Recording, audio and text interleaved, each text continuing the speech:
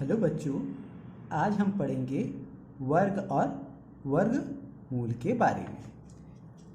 किसी संख्या के वर्ग और वर्गमूल को समझने से पहले हम आकृति वर्ग के बारे में समझते हैं या पुनरावृत्ति करते हैं, क्योंकि आप पहले भी पढ़ चुके हैं। वर्ग आकृति चार समान माप वाली भुजाओं से बनी बंद आकृति जिसका प्रत्येक कोण 90 अंश का हो वर्ग कहलाता है। अब देखिए, ये एक आकृति, ये चार भुजाओं से मिलके बनी है और ये बंद आकृति है। ये एक भुजा 1 सेंटीमीटर, ये दूसरी भुजा 1 सेंटीमीटर, ये तीसरी भुजा 1 सेंटीमीटर और ये चौथी भुजा 1 सेंटीमीटर की है। ठीक इसी प्रकार हमारे पास एक अन्य वर्ग है जिसकी प्रत्येक भुजा 2 सेंटीमीटर की है।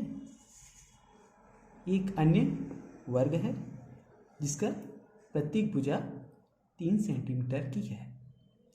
अगर हम वर्ग के क्षेत्रफल के बारे में बात करते हैं तो वर्ग का क्षेत्रफल होता है भुजा गुणित भुजा। अब हम देखते हैं, यदि किसी वर्ग का भुजा का मान 1 सेंटीमीटर हो तब वर्ग का क्षेत्रफल होगा भुजा गुणित भुजा। भुजा का मान 1 सेंटीमीटर है, यानी 1 सेंटीमीटर गुणित 1 सेंटीमीटर, तब वर्ग का क्षेत्रफल होगा 1 वर्ग सेंटीमीटर।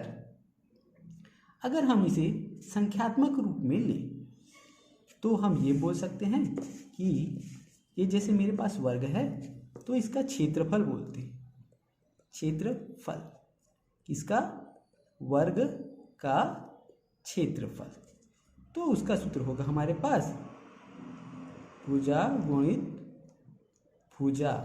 तो भुजा है 1 सेंटीमीटर गुणित 1 सेंटीमीटर, इसका मान निकला 1 वर्ग सेंटीमीटर। अब ध्यान दीजिए, अगर हम इसे गौर से देखिए, 1 गुणित 1, यानी हम इसे इस तरीके से लिख सकते हैं 1 की घात 2। अगर ठीक हम अन्य वर्ग को देखते हैं जिसकी भुजा का मान है 2 सेंटीमीटर, तो इसका क्षेत्रफल होगा 2 गुणित 2, या हम इसे कैसे ले सकते हैं 2 की घात 2 बराबर होगा हमारे पास इसका मान 4, यानी 2 की घात 2 बराबर 4।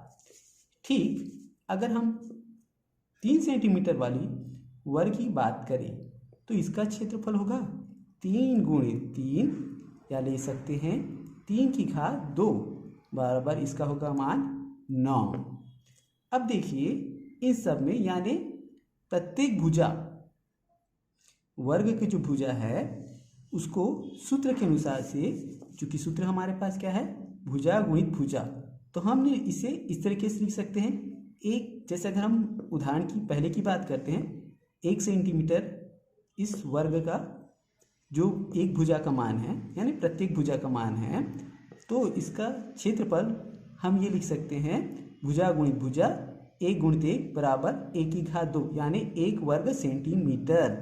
ठीक यहीं से अब हम वर्ग को समझने की कोशिश करते हैं, किसी संख्या के वर्ग से क्या समझते हैं। ठीक है, यदि हम बोले, देखिए ध्यान से गौर से, यदि देखिए यहाँ पे हमारे पास 1 सेंटीमीटर था भुजा का मान, तो 1 की घात 2 बराबर 1 वर्ग सेंटीमीटर। 2 सेंटीमीटर थी भुजा का मान, तो 2 की घात 2 बराबर 4 सेंटीमीटर। 3 सेंटीमीटर था तो 3 की घात 2 बराबर 9 सेंटीमीटर की मान।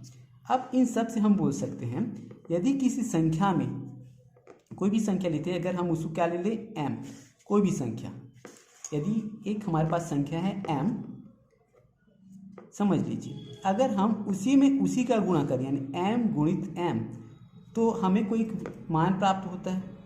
ठीक है, अगर वो मान n है, ठीक है, अगर वो मान n है तो हम बोल सकते हैं m की घात 2 बराबर n, अर्थात किसी संख्या को m की घात 2 के रूप में हम जो मान प्राप्त होता है अगर वो n है तो हम यह स्पष्ट कह सकते हैं कि